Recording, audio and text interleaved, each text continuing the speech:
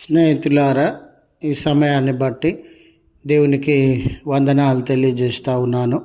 ప్రేమపూర్వకంగా మిమ్మల్ని అందరినీ వాక్య ధ్యానంలోనికి ఆహ్వానిస్తూ ఉన్నాను. ఈ ఆదివారాన్ని ఎక్యుమెనికల్ సండేగా ఆచరిస్తూ ఉన్నాం. ఈ ఎక్యుమెనికల్ సండే కొరకు మనకు అందించినటువంటి అంశము విశ్వాసము మరియు క్రియలతో కూడిన ఐక్యత. విశ్వాసము మరియు క్రియలతో కూడినటువంటి ఐక్యత. క్రైస్తవ్యము అనుభవించుచు ఉన్న సమస్యలలో డినామినేషనలిజం అనేది కూడా ఒక ప్రధానమైనటువంటి ప్రమాదకరమైనటువంటి సమస్యగా మిగిలిపోయిందండి. ఈ దినాన ఒకే కాలనీలో 5-6 చర్చెస్ ఉంటూ ఉన్నవి. 5 నుండి 6 చర్చెస్. ఒకే పట్టణంలో 10 నుండి 20 చర్చెస్ ఉన్నవి.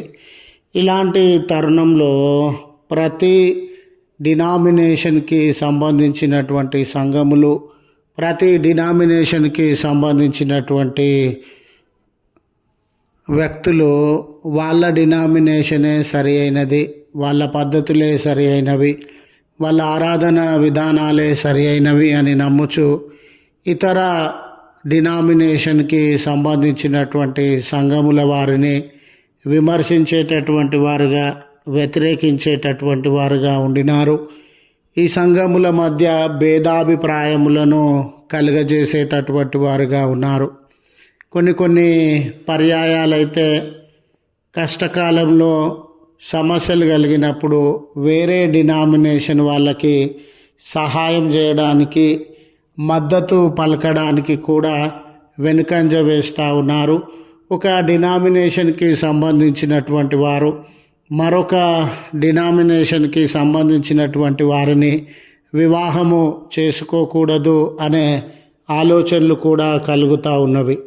ఇలాంటి తరుణంలో క్రైస్తవుల మధ్య అనైక్యత, వేర్పాటువాదము, క్రైస్తవుల మధ్య విమర్శలు, జగడములు, గందరగోళ పరిస్థితులు, విశ్వాసానికి సంబంధించి, పద్ధతులకు సంబంధించి నానా రకములైనటువంటి బోధలు క్రైస్తవుల జీవితాలలో గందరగోళాన్ని సృష్టించి, అసలు క్రైస్తవుల సాక్ష్యము ఏమిటి, క్రైస్తవులే ఇన్ని రకాలుగా ఉన్నారా, క్రైస్తవుల మధ్యనే ఏమీ ఐక్యత లేకుండా దూరంగా బ్రతుకుతూ ఉన్నారా అనే ఆ చెడు సాక్ష్యాన్ని, దేవునికి మహిమ లేనటువంటి సాక్ష్యాన్ని ఈ లోకంలో కలిగి ఉంటూ ఉన్నటువంటి సందర్భం.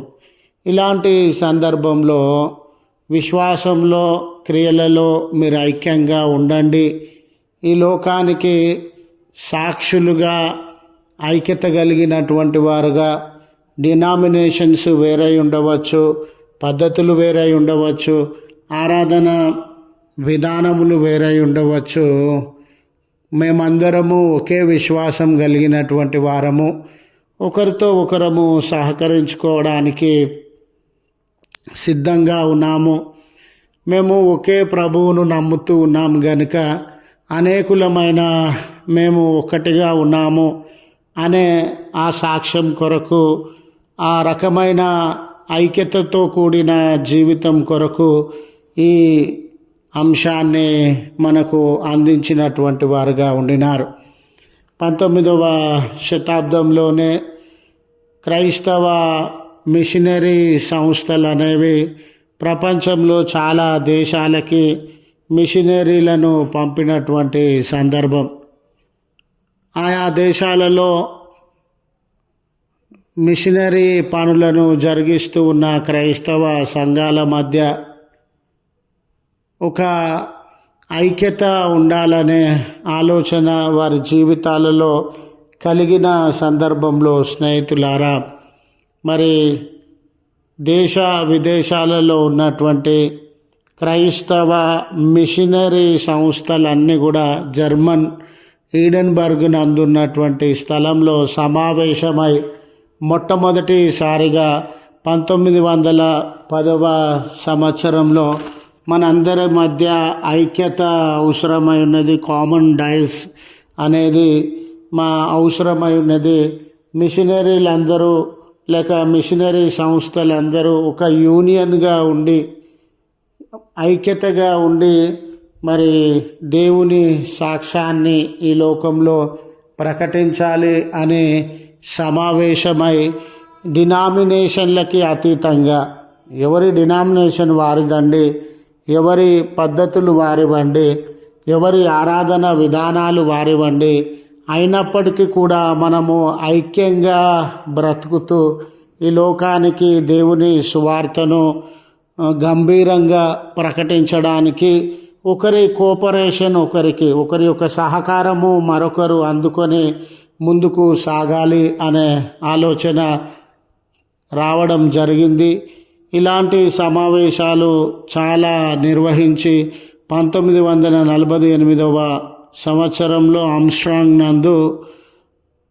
ఆమ్స్టర్డామ్ నందు మరి ప్రొటెస్టెంట్ సంఘాలు, ఆంగ్లికన్ సంఘాలు, ఆర్థోడాక్స్ సంఘాలు అన్నీ కలిసి 1948వ సంవత్సరంలో మరి వరల్డ్ కౌన్సిల్ ఆఫ్ చర్చెస్ అనే ఐక్య వేదికను స్థాపించినటువంటివిగా ఉండినవి. ఐక్య వేదిక లేక ఎక్యుమెనికల్ అనే మాటలో ఐక్యత ఉండాలి, మన సాక్ష్యాన్ని సమర్థవంతంగా ప్రకటించాలి, సమస్యలను అందరము కలిసి ఎదుర్కోవాలి, సువార్త ప్రకటనలో ఒకరితో ఒకరు సహకరించాలి, భేదాభిప్రాయములను మానివేయాలి అనే ఈ సదుద్దేశములతో వరల్డ్ కౌన్సిల్ ఆఫ్ చర్చెస్ని స్థాపించినటువంటి విధానాన్ని మనము గమనించగలుగుతాం. ఈ ఎక్యుమెనికల్ సండే దినాన ఈ ఎక్యుమెనిజం లేక ఎక్యుమెనికల్ అనేటటువంటి మాట ఐకోస్ అనే గ్రీకు మాట నుండి వచ్చినట్లు మనం గమనిస్తాం. ఐకోస్ అనే గ్రీకు మాట యొక్క అర్థం ఏంటనంటే గృహము. ఇప్పుడు గృహంలో నానా రకాల వస్తువులు ఉంటవి, చిన్న సైజువి, పెద్ద సైజువి, విలువైనవి, విలువ లేనటువంటివి, ఖరీదైనవి, తక్కువ ఖరీదైనవి, ఎక్కువ ప్రయోజనకరమైనవి, తక్కువ ప్రయోజనకరమైనవి. గృహంలో ఎన్ని ఉన్నా కూడా ఆ గృహాన్ని గృహ సముదాయం అనే మనము పిలిచేటటువంటి వారంగా ఉంటాం. క్రైస్తవులలో ఎన్ని డినామినేషన్లు ఉన్నా ఇది ఒక గృహము అన్న ఆలోచన కలిగి ఉండాలి అనే మనసుతో ఈ పదాన్ని వాడుకలోనికి తీసుకొని వచ్చినట్లుగా మనము గమనిస్తాం. ఐక్యుమెనే ద ఇన్హాబిటెడ్ వరల్డ్, ప్రపంచంలో ఉన్నదంతా. మరి ఎక్యుమెనిజం లేదా ఈ ఎక్యుమెనిజం యొక్క భావం ఏంటంటే global unity of the church, ప్రపంచవ్యాప్తంగా ఉన్నటువంటి సంఘాలు, క్రైస్తవులందరూ ఐక్యంగా జీవించాలి అనే ఆలోచనతో దీనిని తీసుకొని వచ్చి ఉన్నట్లుగా మనము గమనిస్తాం. అయితే చూడండి స్నేహితులారా, ఈ ప్రపంచవ్యాప్తంగా ఉన్న సంఘాలు లేక క్రైస్తవులు ఒక్కటిగా ఉండడంలో ఉన్న వారిని ఏ విషయం ఎంకరేజ్ చేస్తూ ఉంది, దేన్ని బట్టి వారు ఐక్యంగా ఉండాలి, దేన్ని బట్టి ఐక్యత కొరకు వారు సమ్మతించేటటువంటి వారుగా, సహకరించేటటువంటి వారుగా ఉండాలి అంటే ప్రభువును బట్టి. మనము విశ్వసించుచున్నటువంటి ప్రభువు ఒక్కడై ఉన్నాడు. యేసు నామముననే మనం అందరము విమోచింపబడినాం. ఏ డినామినేషన్ వారు కానివ్వండి, ఏ జాతి వారు కానివ్వండి, ఏ ప్రాంతం వారు కానివ్వండి, ఏ దేశం వారు కానివ్వండి, ఏ భాషకి సంబంధించినటువంటి వారు కానివ్వండి, యేసు నామముననే మనము రక్షింపబడినాం. One body, one Christ, one salvation అనే ఈ మాట చొప్పున మనమందరము ఐక్యంగా ఉండాలి అనే ఈ తలాంపును మనము ముందుకు తీసుకొని వెళ్ళాల్సినటువంటి అవసరం ఉండింది. చదవబడిన లేఖన భాగమును గమనించినట్లయితే విశ్వాస జీవితంలో ఐక్యత, విశ్వాస జీవితంలో మీరు చూడండి, యెహోషువ గ్రంథం 4వ అధ్యాయాన్ని గమనించినప్పుడు ఇశ్రాయేలు జనాంగం అంతా కూడా ఈ యోర్దాను నదిని దాటవలసిన సందర్భం. ఈ యోర్దాను నది దాటడం అనేది అద్భుతమైనటువంటి సంఘటన. నది ప్రవహించడము ఆగిపోయి ఆ ఆగిపోయినటువంటి స్థలంలో ప్రజలందరూ నదిని దాటినారు. ఇది చరిత్రలో కనివిని ఎరుగని సంఘటన. దైవిక ప్రమేయంతో, దైవికమైన ఆలోచనలతోనే ఇది సాధ్యమయ్యేటటువంటి సంఘటన. అయితే విశ్వాసపరంగా ఇశ్రాయేలు జనాంగం అంతటికీ ఇది అందరికీ సంబంధించినటువంటి అనుభవం. ఐక్యతతో అందరూ ఈ అద్భుత కార్యంలో పాలుపంపులు పొందినారు. ఏ తారతమ్యం లేకుండా పురుషుడనే తేడా, స్త్రీ అనే తేడా, వయసులో పెద్దవాడు అనే తేడా, వయసులో చిన్నవాడు అనే తేడా, అందరికంటే గొప్ప స్థితిలో ఉన్నటువంటి వాడు అనే తేడా, అందరికంటే క్రింది స్థితిలో ఉన్నాడనే తేడా. మనందరికి తెలుసండి, వారు లక్షల కొలది ప్రజలుగా ఉండినారు, 12 గోత్రముల వారిగా ఉండినారు. దీనిలో పలాని గోత్రము గొప్పది, పలాని గోత్రము చిన్నది అనే ఏ తారతమ్యం లేకుండా ఈ అద్భుతమైన సంఘటనలో, అద్భుతమైనటువంటి ఈ ఆశ్చర్య కార్యంలో, అద్భుతంలో అందరూ ఏ తారతమ్యం లేకుండా పాలుపంపులు పొందినటువంటి వారుగా ఉండినారు. మీరు చూడండి, ఆ విశ్వాసము, వారందరూ దేవుని పట్ల ఆధారపడినప్పుడు, దేవుని యొక్క కార్యం వారి జీవితంలో జరుగుతూ ఉన్నప్పుడు ఆ విశ్వాసము వాళ్ళందరూ పాలుపంపులు పొందినటువంటి వారుగా ఉండినారు. ఎప్పుడైతే ఈ యోర్దాను నదిని దాటి బయటికి వచ్చి ఉన్నటువంటి తరుణంలో యెహోషువ గారు వారికి ఒక సలహా ఇస్తూ ఉన్నారు. ఒక్కొక్క గోత్రానికి గుర్తుగా ఒక్కొక్క రాయిని తీసుకొని వచ్చి బయట ఒక రాళ్ళ కుప్పలాగా మీరు వెయ్యండి అని. వారి మాట ఆలకించి ఆ నదిలో నుండి 12 రాళ్ళను తీసుకొని వచ్చి ఒక రాళ్ళ కుప్పలాగా వాళ్ళు వేసినటువంటి సందర్భం. ఈ వీళ్ళ విశ్వాసంలో ఉన్నటువంటి గొప్పతనం ఏంటంటే, ఈ 12 గోత్రముల వారు దేవుని చేత నియమింపబడినటువంటి వారు, ఈ 12 గోత్రముల వారు దేవుని కార్యాన్ని అనుభవించినటువంటి వారు. దేవుని అద్భుతంలో, దేవుని ప్రణాళికలో మా 12 గోత్రముల వారి విశ్వాసం ఏంటంటే, దేవుడే అసాధ్యం అనుకున్న పనిని సాధ్యపరిచినాడు. మా 12 గోత్రముల యొక్క విశ్వాసం ఏంటనంటే, కాదు, జరగదు అనుకున్న పనిని దేవుడు జరిగించినాడు. ఈ 12 గోత్రముల యొక్క విశ్వాసం ఏంటనంటే, మానవ జ్ఞానానికి, తెలివితేటలకు, శక్తి సామర్థ్యములకు మించినటువంటి గొప్ప కార్యాన్ని దేవుడు మా జీవితాలలో జరిగించినాడు అని వారి విశ్వాసంలో ఈ 12 గోత్రాలలో ఒక్కొక్కరు ఒక విశ్వాసం కలిగినటువంటి వారుగా లేరు. ఒక్కొక్కరు ఒక్కొక్క విధానాన్ని అవలంబించినటువంటి వారుగా లేరు.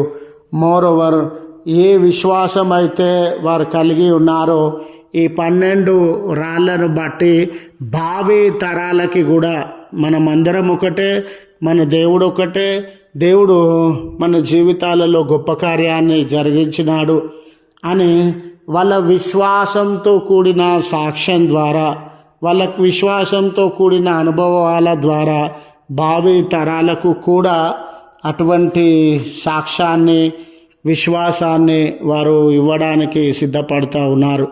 ఈరోజు సంఘంలో అయినా, సమాజంలో అయినా వేరే వేరే సంఘముల పట్ల భేదాభిప్రాయాలు ఉండవచ్చు.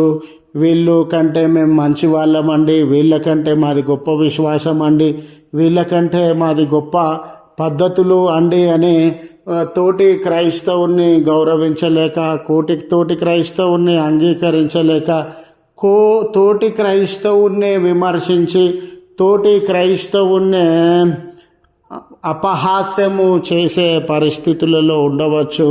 అలాంటి తరుణంలో వారిలో ఉన్న విశ్వాసం ఒకటే, మనలో ఉన్న విశ్వాసం ఒకటే.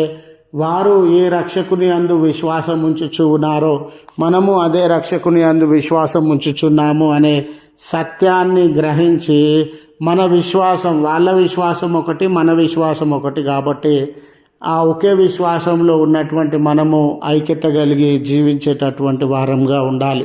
రెండవ విషయాన్ని సువార్తల పాఠ్యభాగంలో మనము గమనించినప్పుడు స్నేహితులారా, మార్కు సువార్త 6వ అధ్యాయం 32వ వచనం మొదలుకొని 44 వచనాల మధ్య ప్రభుల వారు 5,000 మందికి ఆహారం పంచినటువంటి సందర్భాన్ని మనము గమనిస్తాం. దేవుని కృప పొందే విషయంలో, దేవుని కరుణ కార్యములను అనుభవించే విషయంలో మనమందరము ఐక్యత కలిగినటువంటి వారంగా ఉన్నాం. ఈరోజు ఏ క్రైస్తవుడి పైన ఏ క్రైస్తవుడిని మనం తృణీకరిస్తూ ఉన్నామో, ఏ డినామినేషన్ వాళ్ళని మనం తృణీకరిస్తూ ఉన్నామో అండి, మేము వాళ్ళకంటే ఉన్నతమైన వారమండి, ఎవరితో స్నేహం మాకు అవసరం లేదు, ఎవరితో ఐక్యత మాకు అవసరం లేదు అని మనతో మనము భావించుకునేటటువంటి వారంగా ఉన్నామో, అలాంటి తరుణంలో స్నేహితులారా, మన మనసు ఆలోచన ఏమై ఉండాలనంటే, దేవుడు వారి పట్ల కనికరం కలిగినటువంటి వాడు, దేవుడు వారి పట్ల దయగలిగినటువంటి వాడు, వారి పట్ల దేవుడు ఏ కనికరాన్ని ఏ దయను కనబరిచినాడో మా జీవితాలలో కూడా అదే కనికరాన్ని అదే దయను కనబరిచినాడనే సత్యాన్ని గ్రహించాలి.